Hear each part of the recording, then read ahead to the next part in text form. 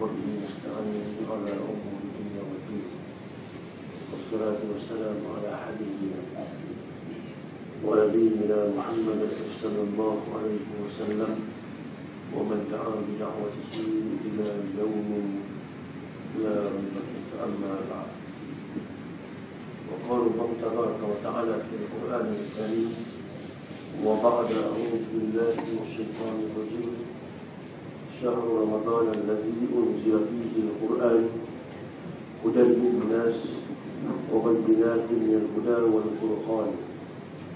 صدق الله العظيم. Allah SWT tuan-tuan dan puan rahimahumullah, alhamdulillah, syukur kepada Allah Subhanahu wa taala dengan kesempatan yang takdir yang terbaik untuk dipertemukan kembali dalam siri-siri kuliah zuhur di Turki. Dan insya-Allah sebelum kita masuk bincang tentang Ramadan, lebih baik kita buat penerangan tentang pertemuan kita yang sebelum ini tentang sembahyang yang terlebih rakaat. Jadi bagaimana sembahyang terlebih rakaat dan bagaimana kalau sembahyang kurang rakaat. Jadi ada terpaksa minta kita bincangkan. Pertama, kalau imam tadi terlebih rakaat, maka imam tadi dia yakin, dia rasa dia tidak cukup lagi, dan imam bangun terus ke rakaat yang kelima, maka imam membuat dengan tindakan dia yang yakin, dia yakin lima. Kalau dia 4-5. Kalau dalam kepala dia 4-5 tak boleh fikir lah, ambil 4 lah. Tapi kalau 3-4 Rasulullah suruh aku ambil yang 3. Kalau 3-4 ambil yang 4, tiba masih 3 lagi, tak cukup. Kalau 3-4 maka ambil yang 3. 4-5 tu syaitan namanya. Tak perlu kita nak main. Kalau tak ada rakaat yang kelima, disuruhnya 3-4. Tiba-tiba kita ingatkan dia masih 3 lagi, rupanya 4. Jadi bila dah penuh 4, kita bangun. Maka yang bangun tadi dia buat dalam keadaan kita nak memilih 3. Pada 4 dah dia ambil 3, maka dia bangun yang keempat. Maka bila dia bangun, maka kita memilih tadi, maka dalam keadaan dia yakin bangun. Maka kalau dia betul-betul dah bangun habis, ataupun dah perbuatan menunjukkan dia bangun, tapi kalau perbuatan kan masih lagi dalam satu pemandangan yang menunjukkan dia masih dalam situasi duduk, maka dia boleh duduk balik. Contoh, kalau dia dah terangkat punggung dia, maka itulah dia bangun tu. Tapi kalau dia belum terangkat punggung, dia baru nak angkat aja. Contoh, dia bangun macam tu je, dia belum angkat lagi. Kalau dia dah angkat ni, dia kena terus bangun terus. Tapi kalau dia masih lagi begini, walaupun lutut dah terangkat dah, di punggung masih lagi belum bercerai lagi, maka tu dia anggap masih dalam keadaan duduk lagi, maka dia duduk terus je. Maka jangan teruskan. Tapi kalau dia dah bangun, maka tak boleh duduk. Kalau dia bangun, tiba orang kata subhanallah, dia duduk balik, maka tidak sah sembahyang tersebut, sebab dia telah melakukan perbuatan yang banyak, lebih daripada 3 kali, anggota yang besar. Maka seimbang tu kita tahu, kalau berlaku tadi memang orang akan tegur lah betul salah ada. Tapi jangan tegur melabah, duduk balik tak. Tegur terus naik ni. Melainkan ada juga pandangan dalam mazhab lain mengatakan dia tidak boleh meneruskan kesilapan, itu pulang kepada pandangan mazhab lain. Dalam mazhab ini dia dah yakin, dia teruskan, dan dah dalam keadaan yang lebih daripada duduk dah masuk ke berdiri, dia terus dan habiskan rakaat tadi. Tapi bagi siapa yang yakin 4 rakaat ni, nak masuk 5 ni, imam salah ni, bila yakin imam salah, dia tak ikut. Imam salah, maka dia kena tunggu duduk. Bila duduk tunggu biar imam habiskan satu rakaat tadi, sampailah sama-sama dengan imam bagi salam pun bagi salam. Dan imam sujud sahwi pun sujud sahwi. Imam yang salah, saya tak salah, sujud sahwi juga. Sebab tu sujud sahwi dalam mazhab Syafi'i sebelum bagi salam. Ada mazhab lain, antara dalam mazhab Imam Abu Hanifah, sujud sahwi selepas bagi salam. Ini masalah, kalau sujud sahwi lepas bagi salam, biasanya berlaku makmum yang tak salah tadi, dia kata, itu imam yang salah, imam yang sujud. Dia tak sujud lah. Jadi dalam mazhab Syafi'i, sujud sahwi sebelum bagi salam. Jadi sebelum bagi salam, sama ada yang salah tu yang betul ke, kerana imam tadi Sujud sahwi maka dia sujud juga. Walaupun dia tadi dia duduk masa keempat ni, masa lima tadi dia duduk tak bangun. Kalau dia yakin, dia tahu imam salah, memang yakin imam buat lima, maka dia tak boleh bangun, dia duduk kita keyakinan. Maka adakah perlu dia mufarakah dengan? Sebab tidak perlu mufarakah. Kalau mufarakah dia tu lah dia dapat pahala berimam tadi. Maka dia tamatkan bersama imam, tak perlu mufarakah. Tunggu imam habiskan satu rakaat tadi. Imam pun terbiasa habiskan satu rakaat. So, masa dia bangun tu dalam keadaan dia dah memilih keyakinan, maka dia kena habiskan dan buat macam biasa, habis tahiyat, maka dia sujud sahwi. Itu tentang kalau imam buat lebih satu rakaat. Yang kedua, kalau imam membuat kurang satu rakaat. Pernah berlaku yang disebut sebagai Zulyadain. Zulyadain ni ialah sebenarnya seorang sahabat yang bertanya Rasulullah. Namanya gelarannya Zulyadain, dia punya tangan. Tangan maksudnya ada tangannya panjang pada orang lain. Bukan panjang tangan orang Melayu ni. Orang Melayu panjang tangan maksudnya bukan mencuri. Ini bukan mencuri, tapi memang tangannya panjang. Maka dia digelar sebagai Zulyadain. Maka Zulyadain ni dia bila Rasulullah sembahyang, Rasulullah tak sempurnakan empat rakaat. Rasulullah terus duduk. Dan tu bagi salam. Maka bila Rasulullah bagi salam tak cuma 4 rakaat. Maka Zulyadain tanya, Aqasarta? Dua adalah hadis mengatakan Aqasarta ya Rasulullah. Ada pendek ada panjang. Aqasarta ya Rasulullah. Aqasarta ya Rasulullah. 6 rakaat, 6 patah kalimat. Maksudnya kita al-Mu'tamar Syafi'i mengatakan dia boleh bercakap 6 patah kalimat. Jadi Rasulullah dah bersalam dah. Lepas tu sahabat itu tegur, Qasar tanya Rasulullah, ada kamu buat sembahyang qasar sebab tak cukup 6 rakaat ni, ada bagi salam. Maka Rasulullah salam tengok ke belakang dan Rasulullah terus bangun dan sambung satu rakaat yang baki yang tak sempurna tadi. Maka disitu menunjukkan kepada kita boleh, dengan syarat janganlah bercakap bersama-sama semua. Dengan lepas saja imam tadi dah ditegur kesilapan dia, imam tadi tak payah ambil mikrofon, saya silap rupanya, jom ke satu satu rakaat lagi, tak payah.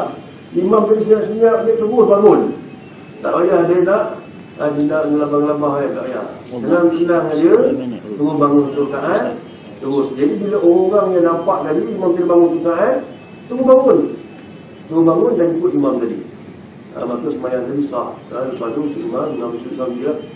Tapi kalau sujud sahwi pun lupa juga, dia berat lah. Bukan cerita lupa tadi, sujud sahwi pun lupa juga, sembahyang tadi sah, tidak ada masalah. Cuma dia punya markah tu itulah mudah Allah SWT lah. Maka kita lihat bagaimana tu kalau dia terkurang. Kalau terkurang, kita kena tegur imam tadi. Bila tegur, imam tadi bangun terus, dia sambung satu rakaat, maka dia benarkan sambung terus walaupun dah baca tahiyat, dah bagi salam. Kita ni belum lagi sempurna salam sembahyang tadi, dia bangun. Sebab benda sebut pernah berlaku pada zaman Rasulullah dia tegur sahabat, mengatakan Musa bin Habib lagi, Rasulullah terus bangun dan sambung satu rakaat lagi. Itulah sudah masuk sebagai Zulyadain. Itu kalau dalam keadaan rakaat yang tidak cukup. Kalau yang terlebih tadi pun itu, kalau dia bincang tadi, kalau tak cukup pun ada cara dia. Ini semua cara-cara tadi telah pun dipaparkan dalam bahasan kitab. Dan disebut semula tentang Ramadan kita. Alhamdulillah kita dah masuk ke 20 Ramadan. 20 Ramadan ni ialah hari-hari yang kita hebat. 10 malam terakhir ni Rasulullah SAW suruh iltamisuha fi asril awakhir. Walaupun ada hadis mengatakan iltamisuha fi asril awakhir, 7 yang terakhir, ada hadis mengatakan 10 terakhir. Itu sebagai syur Rasulullah. Bukan semestinya kadang itu turun pada 10 malam terakhir. Cuma Rasulullah syur kan nak cari yang terakhir. Sebab apa cari yang terakhir tu? Adakah yang tengah-tengah tak perlu cari? Maksud Rasulullah ni ialah kalau dah yang akhir tu dia cari, pokok yang tengah-tengah tu dia buat. Kalau akhir tu cari, pokok tengah-tengah tu buat. Ada orang 10 malam terakhir dia kita buat, dia 20 tak payah. Biasanya kalau tidak mampu untuk buat yang terakhir, yang awal pun dia buat. Sebab tu nasi macam tu. Nasi yang paling berkat, makanan yang paling berkat ialah makanan yang paling akhir tu. Maksudnya kalau makan paling akhir itu berkat, adakah makanan awal tak berkat? Maksudnya yang awal tu dah lama belasah dah. Maka yang akhir pula yang berkat. Supaya jangan tinggal lagi. Jangan tinggal lagi. Makan yang akhir tu. Bukan maksudnya yang awal tak berkat, yang akhir tu berkat. Yang awal bagi orang yang makan. Tak. Kita dah belasah di awal tu. Tak perlu saya kata, makanan yang terakhir tu yang berkat. Maksudnya yang terakhir tu jangan dibiarkan. Dan kalau kita makan terakhir, maksudnya awal tu pun dah lama sentiasa dimakan dah. Begitu juga dengan ini Ramadan. Kalau yang akhir tu dia buat sungguh-sungguh, maka yang awal tu pun dia dah buat sungguh dah. Sebab jarang yang buat awal-awal tiba-tiba akhir dia tak buat. Yang biasanya awal buat, akhir tak buat, itu biasa. Tapi kalau yang akhir dia buat, bermaksud dia ni luar biasa di akhir zaman. Kalau akhir dia buat, awal mesti dia buat lah. Tapi kalau awal dia buat, akhir dia tak buat, itu biasa. Maka kalau dia akhir buat, maka awal dia buat. Terus Rasulullah cari pada 10 terakhir. Tapi ada juga kebarangkalian untuk kadar itu bukan turun pada 10 tahun terakhir. Terpulang pada Allah SWT nak bagi bila-bila pun. Sebab ada juga para ulama yang mengatakan itu bagi tanggapan mereka. Mereka bila bercakap berdasarkan pengalaman mereka, pengalaman kerohanian mereka. Antaranya yang mengatakan bahawasanya kalaulah turunnya nuzul Quran berlaku pada kami malam Jumaat, maka kemungkinan malam itulah malam Lailatul Qadar. Dan tahun ini kita nuzul Quran jatuh pada kami malam Jumaat. Dan nuzul Quran pada zaman Rasulullah 1400 tahun dulu berlaku pada kami malam Jumaat. Maka bagi dia kalau benda yang sama tadi, kemungkinan benda yang sama berlaku juga. Jadi sebab itulah kita lihat maksudnya dalam bab melibatkan Quran ini, nuzul Quran ini benda besar. Benda besar dalam Ramadan. Sebab itu Ramadan sendiri dinamakan sebagai Syahrul Quran. Sebab dalam Ramadan ni benda-benda antara benda yang besar ni ialah Quran. Kita semain tarawih Quran juga. Dia punya main utama dia. Siapa imam berapa juzuk, kalau 1 juzuk aku nak lari, nak tempat lain. Yang kita nak lari. Dia mencari mana tempat yang sempurna 1 juzuk. Kalau pergi ke sekali tu 10 malam terakhir ni dia boleh khatam 3 kali ni. Sebab 10 malam terakhir lagi banyak juzuk dia baca. Dia mencari lagi banyak dan sebagainya. Maka tagline bulan Ramadan ini ialah Al-Quran. Sebab bulan Ramadan ini bulan turun Al-Quran. Cuma biasa kita baca habis ayat tu. Kita baca yang jelas nak baca kutiba alaikum siyam tadi. Yang selepas tu tak baca tentang syahrul Ramadan allazi unzila fihi al-Quran hudan lin-nas wa bayyinatin al-huda wal furqan. Jadi Allah bagi tahu bukan sekadar untuk memberikan manusia jadi baik aja, tapi jadi baik macam mana? Macam nak jadi baik tadi kena mendapat hidayat. Hidayat Allah tadi berdasarkan kepada Al-Quran Al-Karim sebagai benda yang Allah turunkan dari sisi Allah SWT memberikan hidayah pada manusia. Kita sekarang ni umat akhir zaman tuan-tuan, kita tak jumpa dah mukjizat, melainkan kita jumpa mukjizat yang hebat iaitu Quran tu. Inilah Quran, mukjizat yang boleh jumpa. Ada mukjizat yang lain, Isra wal Mi'raj, tapi itu mukjizat maknawi. Mukjizat yang boleh kita fikirkan dengan akal, yang tidak mampu dipegang dengan tangan. Mukjizat yang boleh kita lihat dengan mata hati kita, tapi tidak boleh dengan mata kasar kita. Itu mukjizat. Kalau mukjizat melibatkan mukjizat Isra wal Mi'raj. Tapi mukjizat yang boleh kita pegang sampai sekarang, boleh lihat dengan mata kepala kita ialah mukjizat Al-Quran itu. Tapi sahabat-sahabat dulu tidak. Cuma contoh sekarang ni bulan Ramadan berlaku peperangan yang hebat. Peperangan Badar. Dan peperangan Badar ni sahabat-sahabat pada peringkat awal dia berpuasa. Tapi Rasulullah beri keringanan untuk berbuka. Mereka tak nak, mereka tu berpuasa juga. Kemudian Rasulullah berikan juga keringanan untuk mereka berbuka. Maka mereka akhirnya berbuka. Maka ada dua. Pertama mereka berpuasa dan kemudian mereka berbuka. Dan kita lihat bahawasanya bulan Ramadan ini menyaksikan mereka pada bulan Ramadan mereka berperang, peperangan Badar. Dan perang Badar Rasulullah SAW berikan satu benda melibatkan mukjizat Rasulullah, di mana daripada tangan Rasulullah ni keluarnya, jari jemari Rasulullah ni keluarnya air. Maka memenuhi tempat minum, dan mereka minum daripada air surga, daripada air yang keluar daripada mukjizat Rasulullah SAW. Ini adalah peperangan yang berlaku pada 8 Syawal, tapi persiapannya berlaku pada bulan Ramadan. Itu peperangan Fath Makkah, peperangan Khandaq. Dan peperangan Khandaq ini sahabat-sahabat kena mengori Khandaq ni. Kalau siapa pernah pergi ke kota Madinah, tanahnya keras. Bukan tanah kita ni korek senang ada. Tanah merah senang korek. Sana tanah ni keras. Nak mengorek itu benda yang sukar. Sukar semua nak korek tanah keras. Maka sahabat-sahabat ni dah diberikan tugas untuk mengorek berapa hasta lebar, hasta panjang setiap orang. Maka semua mengorek ada tempat-tempat yang payah nak korek. Antaranya satu batu yang begitu besar tak boleh dipecahkan. Maka sahabat pun dah tahu tak boleh pecah, maka mereka mengatakan ini perlu diserah pada Rasulullah. Rasulullah menjadi. Maka Rasulullah pun dengan Allah SWT ketukan kali pertama terpancar api. Ketukan kali kedua tak pecah, terpancar api kali kedua. Ketukan kali ketiga barulah untuk dulu habis batu tu. Dan Rasulullah SAW tahu tak apa yang berlaku, apa yang dimaksudkan dengan percikan pertama, percikan kedua tu. Maka sahabat-sahabat tahu Rasulullah tanya tu pas menjawab. Dan gasol jadi tak. Kalau sahabat pun tak tahu tak ada dan gasol. Dan gasol kita zaman sekarang tadi. Pantang tanya dan gasol tu. Tak, sahabat-sahabat tanya bagi tahu Allah wa Rasulullah alam. Hanya Allah dan Rasulnya yang mengetahui. Maka sahabat-sahabat tadi maka kalau Allah wa Rasul mengetahui, maka Rasulullah beritahu.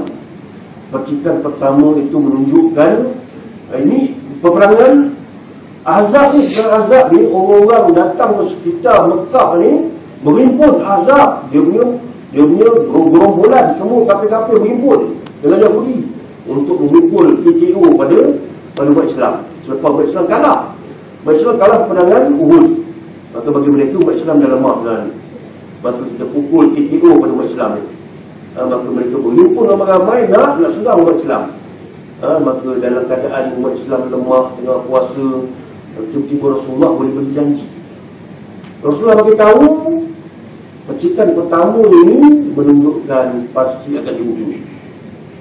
Percikan kedua menunjukkan Rom akan dibunuh. Tengah-tengah nak kalah perang ni, Rasulullah berikan janji. Maka sahabat-sahabat yakin dengan janji Rasulullah. Mereka nampak benda-benda melibatkan. Sebab apa mereka yakin? Sebab mereka nampak apa benda Rasulullah tunjukkan benda mukjizat Rasulullah. Bulan terbelah, batu hancur, daripada jari main Rasulullah keluar air, mereka boleh minum. Dan sewaktu perangan Khandaq tadi, maka Rasulullah SAW dijemput oleh seorang sahabat. Sahabat jemput, sahabat tengok kesian Rasulullah, dah lama tak makan dan sebagainya, dah letakkan batu ni di pinggang Rasulullah. Maka sahabat tu tanya isteri dia, apa yang ada kat rumah dia? Yang ada ialah seekor anak kambing dan beberapa pinggang gandum. Kita kalau nak kambing jenuh makan, maka kita lihat, maka dia berhasrat untuk menjamu Rasulullah dengan seekor anak kambing dan beberapa pinggang gandum tadi. Maka dia minta isteri masak, dia jemput Rasulullah. Dan dia jemput Rasulullah jemput tentera Ahzab. Tentera Ahzab dia berapa orang tu, 1,000 orang, 3,000 lebih. Biru padam muka tu rumah tu, bukan merah padam, biru padam. Istilahnya lah. Maka kita lihat bila tu rumah tengok datang ni, tentera datang panggil Rasulullah yang datang 3,000 lebih. Maka akhir sekali bila dah makan, risaulah kawan tu. Rasulullah kata biar dia ceduk. Maka Rasulullah ceduk satu senduk sampai semua orang boleh makan. Maka mereka minum daripada air mukjizat. Mereka makan daripada makanan mukjizat. Mata mereka nampak bulan yang dibelah dengan mukjizat. Mata mereka nampak batu yang dihancurkan dengan mukjizat. Mereka yakin dengan janji Rasulullah SAW. Mereka yakin walaupun mereka tahu nak diserang dengan serangan yang besar-besaran. Tapi Rasulullah kata, jangan risau, lepas ini pasti akan jatuh. Dan lepas ni sekali pasti akan jatuh, Rom akan jatuh. Maka sahabat-sahabat tu berkobar-kobar, walaupun tahu orang nak serang kita ni. Sebab dia yakin dengan pertama dengan iman dia kepada Rasulullah. Yang kedua, iman dia dibajai pula dengan mereka mampu melihat mukjizat-mukjizat. Habis kita sekarang ni, mana mukjizat kita nak tengok? Tak ada benda dia jemari jari, tak ada. Di mana? Tangan memang basah tu kita lah. Ini dari jemari keluar. Siapa nak menyenduk ni sempat semua? Tak ada. Tak ada siapa. Jangan semua panggil saya pergi senduk untuk bagi semua makan. Jangan. Habis penuh tu habis lah. Sebab saya bukan wali, anak perempuan pun tak ada. Maka kalau anak perempuan pun tak ada, peluang dia wali tu tak payah lah. Wali pilihan Allah tu juga kepada Allah SWT. Jadi kita tak ada Nabi lah yang boleh menyenduk sampai 1000 orang makan. Dia kata terpuyuh. Maka kita ada apa? Allah tinggalkan hudan jinnas. Dan sebab itulah tagline kita bulan Ramadan ni semua benda Al-Quran. Baca dari imam pun dia nak ayat-ayat Evan tadi tak nak, dia nak tak nak wawahat, dia nak tak nak wawahat kan. Dia nak Evan tadi tadarus pun nak habis cepat, ada nak habis lambat, ada nak cepat, ikutlah mazhab mana pun. Dan yang penting kita nak ada benda buka Quran macam tadarus. Kalau bulan lain cuba ajak tadarus. Ustaz pergi dulu. Saya kata tak. Ustaz pergi dulu. Macam kita dia pergi dulu. Tapi kalau bulan ni tak apa Ustaz. Sebelum sampai, sebelum subuh saya sampai lah. Maka ramai-ramai bertadarus Quran. Begitu juga dengan kita menyambut nuzul Quran. Dan Allah tunjukkan 2 kali Quran turun di bulan Ramadan. Allah tak pilih bulan lain, patutlah 2 kali turun, pilihlah bulan lain. Barulah tersebar sikit, bulan tu sambut Quran turun, bulan tu sambut Quran turun. Tapi tak, dua-dua tu dilonggarkan dalam bulan Al-Quran. Dan dua-dua tu dilonggarkan pada hujung-hujung Ramadan. Satu ke 17 Ramadan, satu pada malam Al-Qadar. Yang tak tahu bila berlakunya malam tersebut. Kedua-dua ni turun Quran. Maka Lailatul Qadar. Lailatul Qadar ni kita sambut Lailatul Qadar. Tapi tak pernah dapat Al-Qadar. Sebab apa? Sebab Qadar kita tak tahu. Maka tak tahu, tak kenal, tak cinta. Bila tak cinta, macam mana nak dapat? Nak dapat tu tetap tak cinta. Maka kena kenal Al-Qadar itu sendiri. Al-Qadar malam 10 terakhir ni yang semua minyak kain untuk menghadap pada Al-Qadar. Al-Qadar itu sendiri tagline Quran. Tidak akan ada malam Al-Qadar kalau tak ada sebab nak tengok Quran. Itu paling utama dia. Ini menyambut Al-Qadar punya semangat, tapi Quran dia ini nampak gayanya ayat ni macam kuno je, hukum Quran macam tak berapa sesuai je. Jenis ni, spesies ni memang tak dapat Al-Qadar tuan. Sebab apa? Sebab walaupun dia setiap malam bangun nak cari Al-Qadar tak turun. Sebab dia tak tahu tagline Al-Qadar sebenarnya Al-Quran. Tidak akan turun Al-Qadar kalau tak ada Quran tu tak diturunkan. Maka Allah turunkan Qadar tu, Al-Qadar tu ialah inna anzalnahu fi lailatul qadr. Inna anzalnahu, kami turunkan ia tu apa? Turunkan apa? Turunkan dia turun ke? Turunkan apa? Kaabah ke? Turunkan Rasulullah? Tak, turunkan ia tu ialah Quran. Menurunkan Quran itu pada malam Al-Qadar. Quran itulah subjek yang paling penting. Macam Surah Mi'raj. Sambut 50 tahun Surah Mi'raj tak pernah berubah. Sebab apa? Tak kaji buat semayang tu. Sebab benda yang paling besar dari Isra Mi'raj ialah semayang ni. Tidak akan berlaku di Isra wal Mi'raj kalau tak ada sebab Allah tak bagi semayang. Maka yang besar dia apa? Isra Mi'raj itu pra klimax. Klimax ialah Quran. Al-Qadar itu klimax ialah Quran. Kalau Quran itu sanjung daripada awal Ramadan sampai akhir Ramadan, maka termasuklah sebagai calon-calon yang mendapat Al-Qadar Allah Subhanahu wa taala insya-Allah. Maka Al-Qadar itu sendiri tagline ialah Al-Quran. Maka sebab itu Quran ini nama lain bagi bulan Ramadan itu Syahrul Quran, bulan Al-Quran. Maka Quran inilah benda yang paling hebat. Kita nak jadikan sebagai benda yang hebat dalam bulan Ramadan ini. Maka kita bukan sekadar dibaca-baca je. Satu hal baca, satu hal. Tapi bukan sekadar dibaca, dipahami. Rasulullah sendiri dalam banyak-banyak bulan, kenapa? Bulan Ramadan yang Rasulullah tadarus Quran dengan Jibril AS. Maka kita lihat sekali lagi Quran menjadi benda yang terpilih dalam bulan Ramadan, di mana Rasulullah mengecek bacaan Rasulullah, melakukan tadarus, mengecek bacaan dengan Jibril. Tak semestinya habis. Ustaz, kami tadarus dah habis lah, lama dah. Bila habis? Hari ketiga dah habis dah. Itu namanya menghatamkan Quran, bukan tadarus Quran. Kalau khatam Quran itu yang orang buat, alhamdulillah bagus. Itu sebahagian daripada tindakan-tindakan memulihkan Quran. Tapi alangkah baik khatam Quran dan tadarus Quran. Khatam Quran bukan tak bagus. Itu sebahagian daripada kita memulihkan Quran. Maka dia punya topiknya khatam Quran, bukan tadarus Quran. Tapi kalau tadarus Quran ni kita mengecek balik dia bacaan. Bila mengecek bacaan memanglah akan keluar segala benda buruk-buruk. Kalau tak ada benda buruk, tak cek buat apa? Pergi mulut tu, sihat aja. Datang sakit apa? Tak ada apa tu, sihat tu. Saja je. Saja dia sama ada memang tak sihat semua. Tak sihat semua. satu line putus, ataupun dia sengaja nak mencari benda dalam dia yang tak apa sihat. Yang dia rasa sihat semua, mungkin doktor rasa ada benda tak sihat. Jadi sama tak sihat semua, ataupun dia tak cari apa benda yang perlu diperbagi. Jadi tadarus ni memang kalau dia rasa betul pun, dia kena masuk dulu, supaya mungkin ada benda yang tak betul. Fatihah, mungkin, oh ya, hebatlah bila Fatihah. Dan dulu, 5 tahun dulu 5 tahun dulu gigi penuh semua. Sekarang satu bilang dah. Sok dengan sin dah lain. Bila sok dan sin dah lain, maka berbahaya. Maka kita cek. Sebab itulah jangan risau, jangan nak sempurna dulu baru masuk tadarus. Itu bukan nama tadarus sebenarnya. Memang dalam tadarus juga akan ada ketidaksempurnaan. Dalam itulah kita tegur. Dan bila tegur marah pula. Itu banyak sangat bila nak dia ni. Memanglah. Dah banyak sangat satu kita tadarus. Biar cuma agak-agak lah. Jangan semua orang kita mesti sama rata, Ustaz. Semua orang baca 2 muka surat.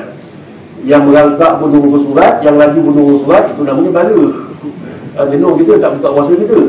Maka kita agak-agak lah. Adil tu bukan maksud semua cuma 2 muka surat. Yang laju, maka ini bacaan murattal ni. Imam Sa'ud Syurim tu rasa dia boleh kejar lagi. Sudah kata imam kali laju baca tu. Jadi kalau jenisnya tu 2 muka surat pun tak apa. Tapi kalau jenis baru tapi dah tak ada geng, dia masuk geng juga, okey bagus. Dia duduk dengan semua orang yang hebat, maka dia dapat banyak jabatan, banyak teguran dia dapat. Maka jangan baca 2 muka surat, 2 baris okey lah. 2 baris okey, alhamdulillah. Selesai kedua baris ini. Maka dia dapat nikmat juga, pahala sama je. Walaupun baca 2 baris, kawan tu baca 2 muka surat, kalau kena sama-sama tadarus, sama dia semua pahala dapat. Walaupun dia baca ada benda-benda yang sengau sikit, memang orang Malaysia memang confirm tak boleh betul. Orang Arab pun sama tak boleh betul. Sebab ada benda-benda yang tak boleh betul. Antara ni lah kalimat dal. Dal dia Rasulullah kata aku je betul. Dan Rasulullah kata aku je betul, orang lain macam mana? Yang ustaz pun salah juga. Yang baru nak start memang mengelak salah je. Maka jangan tak nak kita darus aku itu pun tak kuat lagi ni, tak kuat lagi. Jangan. Maka pergi je. Maka kalau salah silap sikit tu, maka kita tetap juga dapat pahala. Maka itulah dia namakan tadarus. Jangan kita rasa lemah semangat dan sebagainya.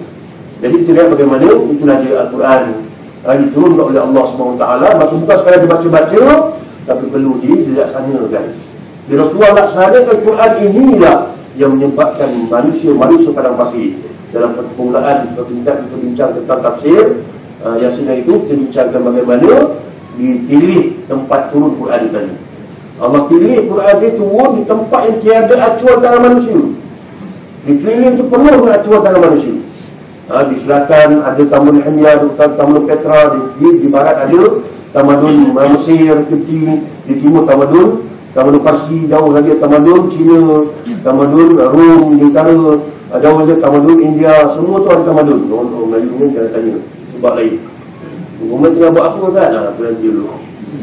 Melayu ada Tamadun sebenarnya. Nanti itu hutan. Jadi tidak bagaimana semua keliling tanah Arab tu, tanah Mekah tu ada Tamadun. Tapi Mekah dan Madinah tidak ada semua Tamadun. Yang ada hanyalah rutin kehidupan manusia. Maka di tempat tamadun tadilah Allah turunkan Quran tadi 2 kali. Pertama pada malam Al-Qadar secara komplit set di langit dunia. Dah siap dah komplit set dah. Dan kemudiannya daripada komplit set pada malam Al-Qadar tadi Allah turunkan bulan Jamal beransur-ansur pada malam Jumaat 17 Ramadan, disebut sebagai nuzul Quran yang walaupun kena kerja selama cuti. Tapi kerajaan selama bagi cuti itu bukan suruh tidur tuan, suruh gaji Quran tu. Itulah maksud sebenarnya. Kalau tidur bilik kerja macam orang pelumbu, dapat datang ke pergi kita buat kuliah itu kan, dapat tadarus sama-sama atam. Maka kita nak khatam Quran, kita bagi semua-semua. Sebab pada khatam Quran, sebab kita nak dapatkan kemuncak pada hari itu juga. Apa tu namanya khatam Quran? Cepat-cepat tak apa. Kalau kita lihat bagaimana Allah pilih tempat yang hebat tadi sebagai tempat turun Quran, sebab Allah nak buat acuan Allah. Sebab jangan campur acuan manusia. Kita kalau nak letakkan benda hebat, jangan letakkan di tempat yang tak ada benda apa. Letak tempat yang ada apa. Contoh nak hantarkan ni projek teknologi tinggi, letak kat mana? Balik hujung sana, Sepadan. Buat apa? Sana tak ada elektrik, tak ada apa semua. Buat kat mana kita, tengah hutan. Siapa nak pakai? Ayah, elektrik tak ada apa tak ada. Internet ni kena zaman. Tapi kata ada macam mana? Maka nak buat benda hebat, kena di tempat yang hebat. Pada zaman itu tempat hebat mana? Rom hebat, Parsi hebat. Tapi Allah tak letak. Sebab apa? Kehebatan tadi ada acuan manusia. Allah nak cari tempat tak ada acuan manusia. Sebab apa?